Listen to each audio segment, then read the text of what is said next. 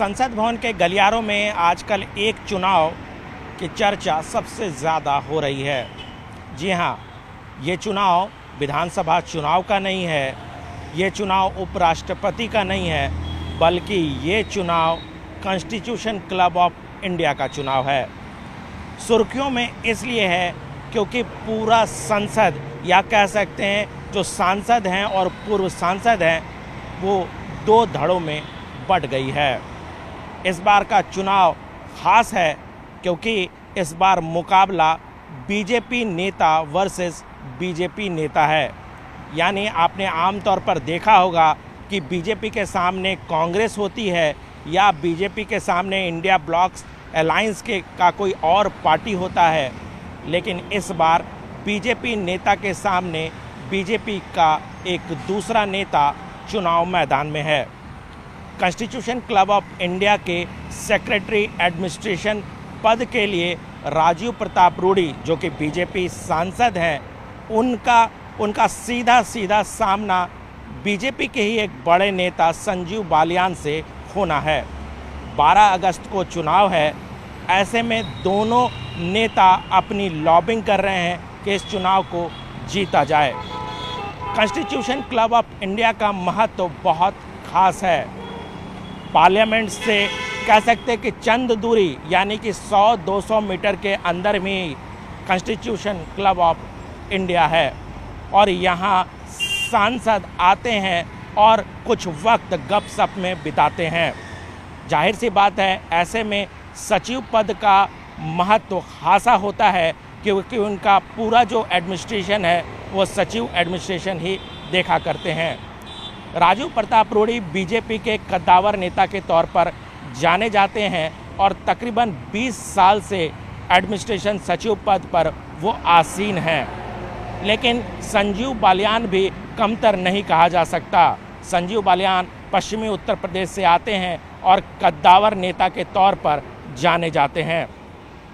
कहा जाता है कि संजीव बालियान ये चाहते थे कि जिस तरीके से कॉन्स्टिट्यूशन क्लब ऑफ इंडिया का कॉमर्शलाइजेशन हुआ है वो नहीं होना चाहिए और यही वजह है कि उन्होंने राजीव प्रताप रूडी को चुनौती देने की ठानी। कॉन्स्टिट्यूशन क्लब ऑफ इंडिया के लिए वोटिंग 12 अगस्त को होगी। कहा जा सकता है कि कॉन्स्टिट्यूशन क्लब ऑफ इंडिया का जो ये चुनाव है वो देश का सबसे हाई प्रोफाइल चुनाव है, क्योंकि इस चुनाव में जहां एक तरफ प्रधानमंत्री नरेंद्र मोदी, गृह मंत्री अमित शाह, राजनाथ सिंह, इसके अलावा सोनिया गांधी जैसे कद्दावर नेता वोटिंग में भाग लेंगे। इसके अलावा पूर्व उप प्रधानमंत्री और गृह मंत्री लालकृष्ण आडवाणी भी कॉन्स्टिट्यूशन क्लब ऑफ इंडिया के सदस्य हैं। यानी कह सकते हैं कि ये जो चुनाव है वो काफ़ी हाई प्रोफाइल होगा और बड़े बड़े लोग जो कि सांसद हैं या पूर्व सांसद हैं इस चुनाव में वोट डालेंगे। ऐसे में ये समझा जा सकता है कि इस चुनाव को जो जीतेगा वाकई उसका जो महत्व है या उसकी जो कार्य क्षमता है उसको एक तरह से आंका जा सकता है।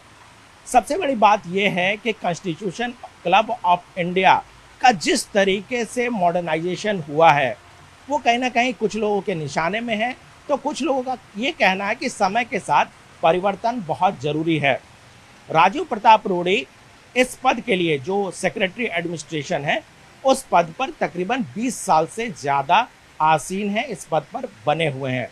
लेकिन इस बात को भी समझना होगा कि इस दौरान पर राजीव प्रताप रूडी ने कॉन्स्टिट्यूशन क्लब का कायाकल्प किया है। यानी जिस तरीके से वर्षों पहले कॉन्स्टिट्यूशन क्लब ऑफ इंडिया लगता था उससे बहुत ज़्यादा बदल गया है। आप कह सकते हैं कि इस कॉन्स्टिट्यूशन क्लब ऑफ इंडिया में 5 स्टार सुविधाएं हैं, चाहे वह स्पा की बात करें, सैलून की बात करें या बैडमिंटन कोर्ट की बात करें, हाई प्रोफाइल जिम की बात करें। ये तमाम सुविधाएं अगर इस लुटियन जोन में मिल रहा है इन सांसदों के लिए तो काफ़ी महत्वपूर्ण कहा जा सकता है। राजीव प्रताप रूडी का पूरा फोकस इस बात पर था कि इस पर एक जो विश्व स्तरीय सुविधा सांसदों को मिला करे। लेकिन जिस तरीके से संजीव बालियान इस चुनाव पे खड़े हुए हैं, क्योंकि इससे पहले तक राजीव प्रताप रूडी निर्विरोध चुने जाते रहे हैं और कहा जाता रहा है कि राजीव प्रताप रूडी ने जिस तरह से काम किया उसके सामने कोई खड़ा नहीं होता। लेकिन संजीव बालियान ने सीधा सीधा राजीव प्रताप रूढ़ी को चुनौती दी है। राजीव प्रताप रूढ़ी का सीधा समर्थन कई बड़े नेताओं का मिल रहा है, लेकिन संजीव बालियान जिस तरीके से चुनौती दे रहे हैं उसके समर्थन में सीधे सीधे बीजेपी के सांसद निशिकांत दुबे खड़े हो गए हैं और लगातार वो कह रहे हैं कि इस बार बहुत हो गया, अब बदलाव की ज़रूरत है और यही वजह है कि चुनाव जरूरी है, इस बार किसी भी तरीके से वॉकओवर नहीं मिलेगा।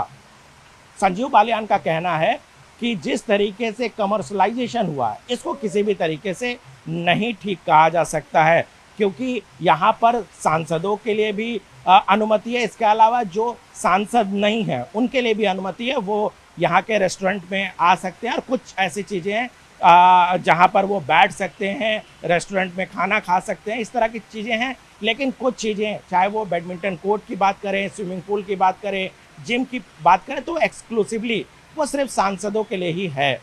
यानी तमाम चीज़ें हो रही है और ख़ास तौर पर रूढ़ी का कहना है कि अगर कमर्शलाइजेशन नहीं होगा, लोग यहाँ नहीं आएंगे या पैसे नहीं लिए जाएंगे तो जो मॉडर्नाइजेशन है वो नहीं हो पाएगा। लेकिन इंतज़ार 12 तारीख का करना होगा, जब इस पद के लिए यानी कि सेक्रेटरी एडमिनिस्ट्रेशन के लिए चुनाव होता है और उसी दिन वोटों की गिनती होगी। उस दिन का इंतज़ार करना पड़ेगा कि कौन इस चुनाव को जीतता है और किसको मात मिलती है। कैमरामैन सोनू मंडल के साथ अनूप गुप्ता, न्यूज़ 18 नेटवर्क, दिल्ली।